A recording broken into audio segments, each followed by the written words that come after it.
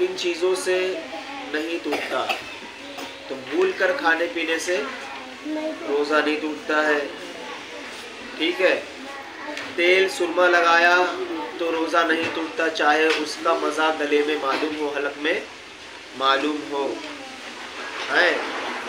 और इंजेक्शन जो होता है ना, सुई लगाते हैं, उससे भी रोज़ा नहीं टूटता है। क्यों नहीं टूटता है? इंजेक्शन कहाँ लगता है? गोश्त में लगता है, समझे?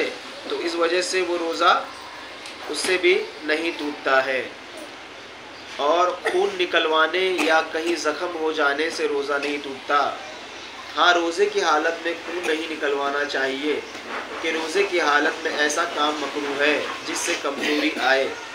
रग के ज़रिए खून चढ़ाने से भी रोज़ा नहीं टूटता। तो इन सारी चीज़ों से रोज़ा नहीं टूटता है, इसका ध्यान रखना चाहिए।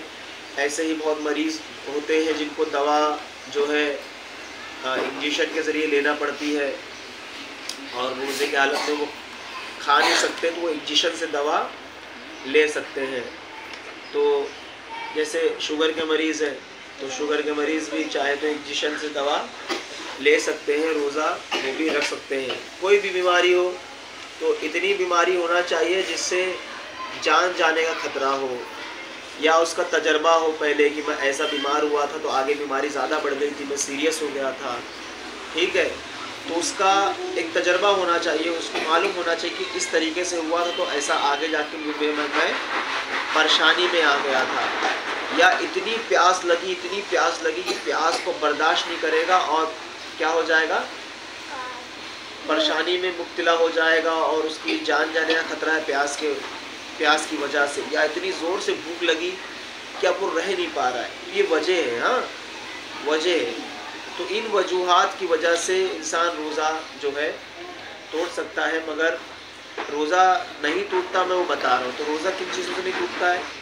इंजेक्शन लगाओ, ग्लूकोज चढ़ाओ, खून चढ़ाओ, खून निकालो, ठीक है, ये सब चीज़ों से रोज़ा बिल्कुल भी नहीं टूटता है।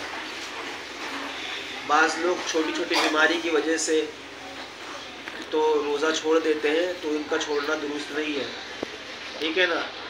तो जैसे रोज़ा रखना चाहिए और डॉक्टर से, अच्छे मुसलमान को डॉक्टर से सलाह मशवरा करना चाहिए और उनको कहना चाहिए कि रोज़ा रखना है मुझे, तो मेरी दवाओं को आप जो है रमज़ान में सेट कर दो, रमज़ान में टाइमिंग चेंज कर दो। तो वो डॉक्टर रमज़ान में तुम्हारी दवाओं को क्या कर देगा, टाइम चेंज कर देगा।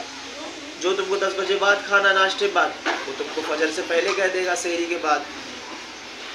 और जो दोपहर में खाना है वो थोड़ा एडजस्ट कर देगा, आपको इफ्तारी के वक्त खाना पड़ेगी।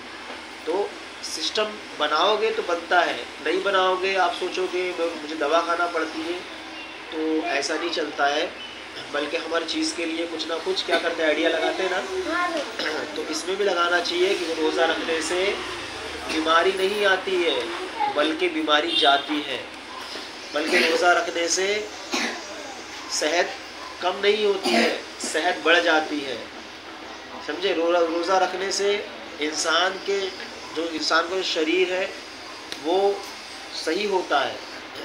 रोज़ा रखने से सबसे बड़ी बात तो ये है कि अल्लाह राज़ी होता है कि नहीं। तो हमें क्या करना है, अल्लाह को राज़ी करने के लिए रोज़ा रखना है। आप कहो कि अगर अल्लाह रोज़ा रख रहा हूँ मेरी बीमारी को दूर करना, तो दूर भी करेगा वो, बेशक अल्लाह है, हमारा रब है। अब हम छोटी छोटी बीमारी लेकर अगर दवा खानी है, वैसे इंसान थोड़ा थोड़ा बीमार होता दिन भर रहता है कि नहीं, दिन भर रह लेता है। बेड पे डॉक्टर आया नहीं होता, दिन भर आराम से रह लेता है। छोटी छोटी बीमारी की वजह से रोज़ा छोड़ना अच्छी बात नहीं है, ठीक है।